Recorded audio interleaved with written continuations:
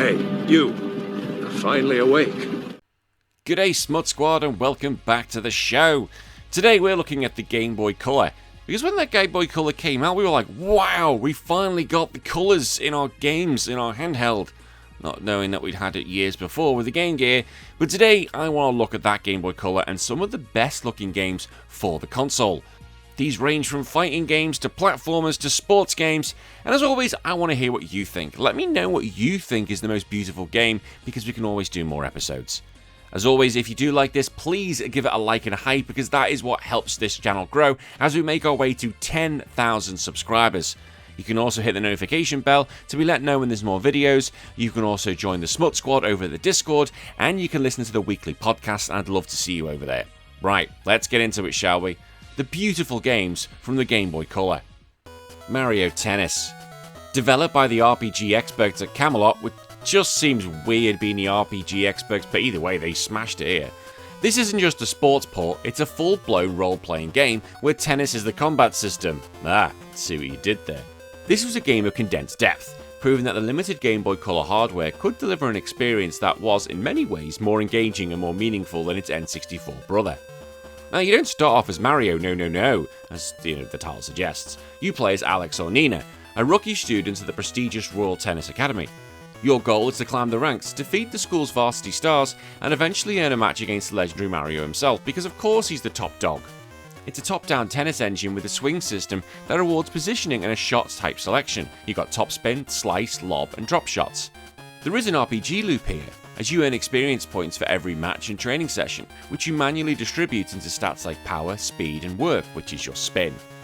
Despite being on an 8-bit handheld, Mario Tennis Game Boy Color is a visual marvel that uses every trick in the book to create a premium feel. Now, Camelot mastered the console's color limitations. Instead of using flat primary colors, they used sophisticated shading and gradients that made the courts and character sprites look rounded and 32-bit. The vibrant green to the grass court and the warm woods of the indoor courts feel lush and high definition for the hardware. The ball physics and player movements are incredibly smooth. While many Game Boy Color games felt jittery or had flickering sprites, Mario Tennis maintains a high consistent frame rate. Watching the ball compress and expand during a power shot, or seeing the dust kick up from a character's heels provides a level of visual feedback that makes the game feel physically real. The characters are tiny, but they pack with personality. During the RPG segments, the talking head portraits are beautifully drawn and animated, capturing a wide range of emotions. On the court, the sprites have distinct animations for wins, losses, and exhaustion, making the Academy feel like a living, breathing place rather than a menu screen. If you plug the cartridge into the N64 transfer pack, you can unlock your custom RPG characters in the 64-bit version. The game was designed to visually bridge that gap. The Game Boy Color sprites were merely modelled after the N64's 3D renders, giving the handheld version a miniature 3D aesthetic that felt incredibly modern in 2000. And the interface is a masterclass of scannability. Even on the tiny, non-backlit Game Boy Color screen, the shot indicators, the score, and the power meters are perfectly legible. Mario Tennis is often dismissed as just a handheld version of the console game, but is actually a superior single-player experience. Emotional stakes because you build your character from nobody to a champion, and every match feels personal. You aren't just playing around at tennis, you're defending your reputation against a rival. There are also skill games like hitting targets or a war ball, and are masterpieces of bite-sized game design. They're not just chores, they're actually fun challenges that make the grind of the RPG feel like a reward. Mario Tennis on the Game Boy Color is underrated because it's a sports game with the heart of a grand adventure. It uses the Game Boy Color's limited power to create a polished, colourful, and deep world that felt bigger than the screen it was being played on. It didn't just look good for a Game Boy game, it looked like a definitive artistic statement from Camelot. Perfect Dark. Perfect Dark is a technical powerhouse that pushed the 8-bit hardware into a dimension it was never meant to occupy. Rather being a simple spin-off, Rare developed a feature-heavy prequel that utilised a massive 32-megabit cartridge to deliver a 64-bit presentation style on a handheld. The game is set in 2022, and the story follows Joanna Dark during her final training at the Carrington Institute and her first field mission against a cyborg manufacturing plant. The game uses a top-down stealth action viewpoint for its main missions, interspersed with first-person minigames.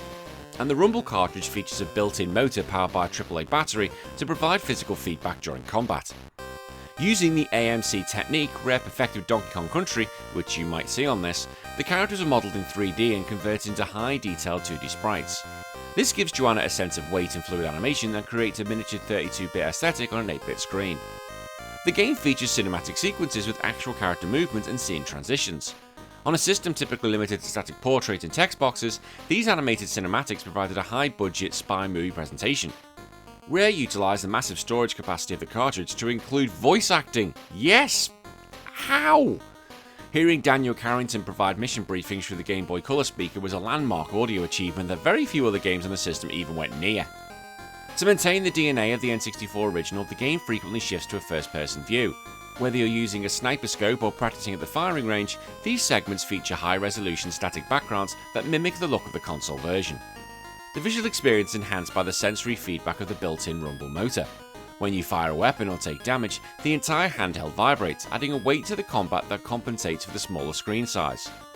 The game is packed with specialised visual interfaces for lockpicking, hacking and driving, and these segments use dedicated art assets and unique perspectives, ensuring the gameplay never felt repetitive and constantly showcases the Game Boy Color's ability to render complex UI. Perfect Dark on the Game Boy Color is a great game of hardware defiance. It is a maximalist project that crammed FMVs, speech and physical vibration to a tiny cartridge. It proved that Rare could translate the atmosphere and technical ambition of their console shooters into a handheld format without losing the premium feel of the franchise. Donkey Kong Country. While the Donkey Kong Land trilogy was designed specifically for the Game Boy's limitations, this was Rare attempting a direct pixel-for-pixel translation of the 16-bit Super Nintendo masterpiece onto a handheld. It is an absolutely incredibly great demake? Was that what you'd call it? Managing to retain the layout, gameplay, and pre-rendered soul of the original, while adding enough new content to make it feel a definitive handheld version for years. The setup here is that King K. Rool and his Kremlin crew have stolen the Banana Horde. Donkey Kong and Diddy Kong must travel across 40 levels of jungles, mines, and glaciers to get them back. It's a side-scrolling platformer where you swap between the heavy-hitting Donkey Kong and the agile Diddy. Just stay on Diddy. You can oh god, don't clip that. Don't, oh no. That's me in trouble. Fine. You can also ride animal buddies like Rambi the Rhino and Engard the Swordfish. Unlike the land games, this includes every single world and boss from the Super Nintendo original, plus an entirely new level in Chimp Caverns called Necky's Revenge. Rare utilised their advanced computer modelling technique to downscale the original 3D models into 8-bit sprites. While the colour count is lower, the sprites retain that rounded, lightning-rich look that made the Super Nintendo version famous, ensuring the character looked like high-end 3D models rather than flat pixel art. Rare took advantage of the Game Boy Color's unique capabilities by adding brand new Candy's Challenge and funky fishing minigames. These segments feature large, high-detail graphics and completely different gameplay loops, providing a visual break from the main platforming action. And the Game Boy Color port impressively replicates the environmental mood shifts of the original. Levels like Stop and Go Station still feature the iconic red to green light switching, and the blackout basement still uses darkness as a primary visual mechanic, technical feats that are very rare on the 8-bit hardware. The game includes a scrapbook feature which you can find and collect stickers of enemies and items. These are beautifully rendered high-resolution portraits that could be printed out using the Game Boy printer, giving the game a collectible card visual appeal. Now, translating the legendary soundtrack to the Game Boy Color chip was a monumental task. The game does feature recognisable high-energy versions of Jungle Hijinks and the Gangplank Galleon theme, maintaining the rhythmic thump and jungle atmosphere that define the series' identity. The world maps are redesigned to be vibrant and easy to read on the Game Boy Color's small non-backlit screen. The user interface from the Kong letters to life counters is sharp and uses high contrast colours to ensure the player never loses track of the action. Donkey Kong Country on the Game Boy Color is a great game of pocket-sized fidelity. It refused to settle for being a light version of the original, instead packing in more levels, mini-games and collectibles than the Super Nintendo version. It's a technical triumph that proved the Rare magic could make an 11-year-old handheld feel like a modern powerhouse. Shantae. Shantae could be seen as the handheld swan song. Released well after the Game Boy Advance had already taken over the market, WayForward's masterpiece pushed the Game Boy Color hardware so far that it practically started speaking 16-bit. It's an incredible game, blending Metroidvania exploration with a level of visual polish that made most early Game Boy Advance titles look amateur by comparison. You play as Shantae, the half-genie guardian of Scuttletown. When the pirate queen Risky Boots, who is risky in her design, steals a prototype steam engine to build a weapon of mass destruction, I don't think that's how it works. Regardless, Shantae must recover 4 elemental stones to stop her. The game is a sprawling Metroidvania hybrid. You explore vast, looping overworld, then dive into Zelda-like dungeons, and use belly dancing to transform into animals with unique traversal powers. Because it was released so late in the system's life, it had a really tiny print run, making the original cartridge one of the most expensive and sought after holy grails in gaming history. Shantae herself features more animation frames than almost any other character in 8-bit history. Whether she's idling, running, or belly dancing, her movement is incredibly fluid. WayForward used a multi-jointed sprite logic that allowed for smooth, organic swaying and hair whipping that shouldn't have been possible on the Game Boy Color. The game uses advanced programming tricks to create the illusion of depth. You'll see multiple layers of background scrolling at different speed, as well as transparency effects for water and magical glows, features the Game Boy Color hardware wasn't technically designed to support. Borrowed from Castlevania 2, the game features a seamless transition between day and night. The colour palette of the entire world shifts to deep purples and blues, enemies become stronger and hidden fireflies only appear in the dark. And it gives Sequin Land a sense of time and place rarely seen on handhelds. In a brilliant perspective shift, entering a town changes the view from 2D side-scrolling to a pseudo 3D behind-the-back perspective. This allows you to walk into the screen to visit shops or talk to NPCs, making the world feel much larger and more immersive than a flat plane. And WayForward squeezed every possible hue of the Game Boy Color's 56 colour limit. By using clever palette swapping, they created lush jungles, scorching deserts, and glowing caves that look richer and more vibrant than any other title in the library. And the soundtrack is also a technical marvel, delivering high-end, quality, upbeat Middle Eastern flavoured tracks that push the Game Boy Color soundtrack to its limits. The music manages to be complex without the tinny quality common in other 8-bit handheld games. Shantae is a game that arrived at the end of the era but behaved like it was the start of a new one. With its fluid animations, deep explorations, and Zelda meets Metroid design, it stands as the ultimate proof of what talented developers can achieve when they have the absolute mastery over that aging hardware. Street Fighter Alpha. Developed by the technical wizards at Crawfish Interactive, this port shouldn't exist. It attempted to cram a 32-bit arcade juggernaut into an 8-bit handheld, and against all odds, it retains the core fighting engine, the full roster of 10 characters, and the fluid anime style of the original. It really is incredible.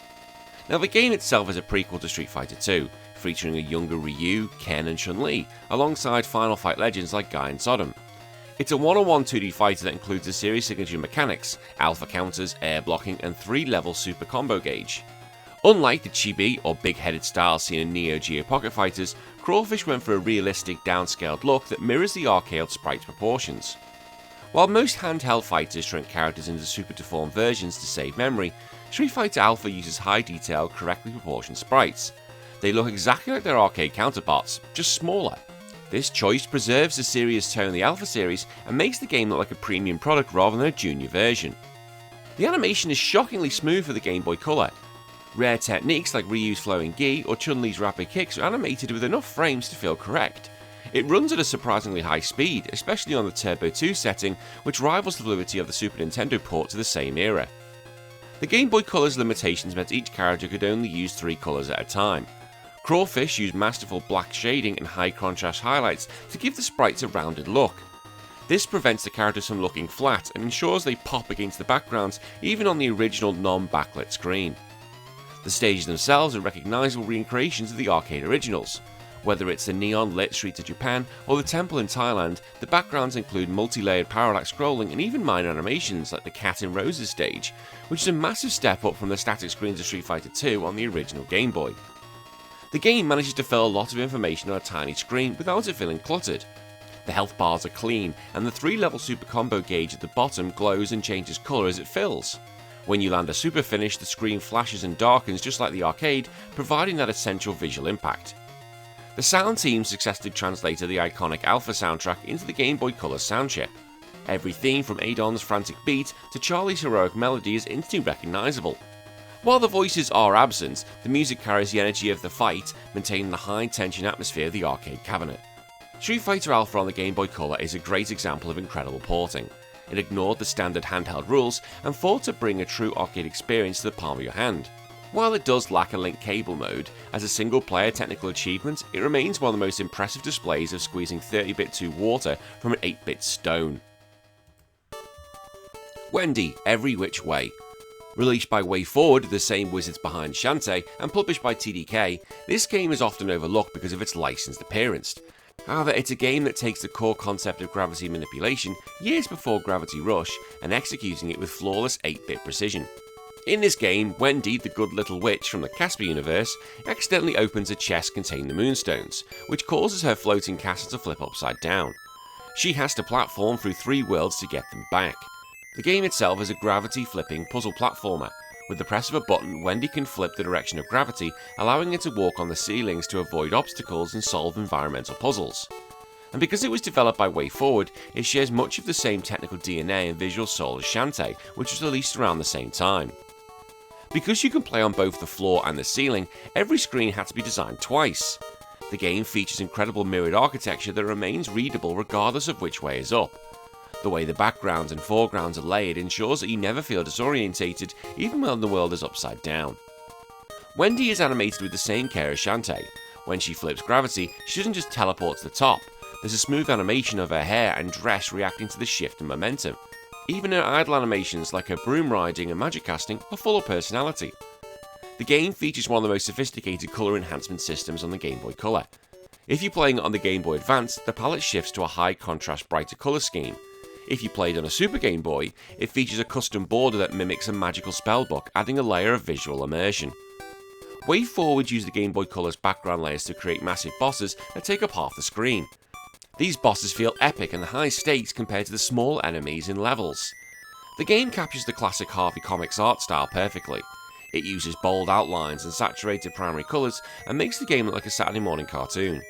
It's a very clean looking game with zero visual clutter, which is essential for a game when you're constantly flipping your perspective. Wendy Every Which Way is a great game of mechanical innovation. It proved that you could take a simple license and turn it into a hardcore, gravity-bending puzzle game that rivals the best of the 8-bit era. It is a short but sweet technical showcase of WayForward's ability to make small games feel like big adventures through creative coding and brilliant animation. And finally, Tomb Raider: Curse of the Sword. Developed by Core Design, this sequel to the original Game Boy Color Tomb Raider is less of a standard platformer and more of a 2D cinematic adventure. It took the rotary animation style of Prince of Persia and Flashback and infused it with Lara Croft's signature globe-trotting grit. While visiting a museum in New York, Lara witnesses a robbery of the Pavi sword, and she's accidentally cut by the blade, placing a curse on her soul. She must hunt down the cult responsible across rooftops, subways and jungles to break the curse. It's a methodical, puzzle-heavy action platformer. You spend as much time navigating complex urban environments and solving environmental riddles as you do in gunfights. Unlike the first Game Boy Color entry, which is more of a ruin crawler, this sequel introduces modern urban settings and more complex interactive objects. Lara Croft features over 2,000 frames of animation, and that's for her tits. Really? Yes, I went there, shut up. Her movement is silky smooth, mimicking the weighted feel of the Ernie cinematic platformers. When she pulls herself up on a ledge, performs a backflip, or draws her dual pistols, every muscle movement is rendered with a level of realism that was unheard of for the Game Boy Color. Core Design used advanced parallax scrolling to create a genuine sense of city scale. As you leap across the New York skyline, the buildings in the background move at a different speed, creating a 3D window effect. The levels feel like real spaces, museums with dinosaur skeletons, subways with flickering lights, and docks with massive moving cranes. Between levels, the story is told through gorgeous high-resolution static art. These cutscenes use the Game Boy Color's palette to the fullest extent, offering moody, shaded portraits of Lara and the game's villains that look like professional comic book panels. And the world isn't just a static background. Lara can kick discarded soda cans, scare birds off rooftops, and interact with vending machines. These small touches add a layer of visual life to the 8-bit environments, making the world feel reactive and lived in rather than just a series of platforms. The game features bosses that are integrated in the environment, such as a massive crane operator trying to crush Lara.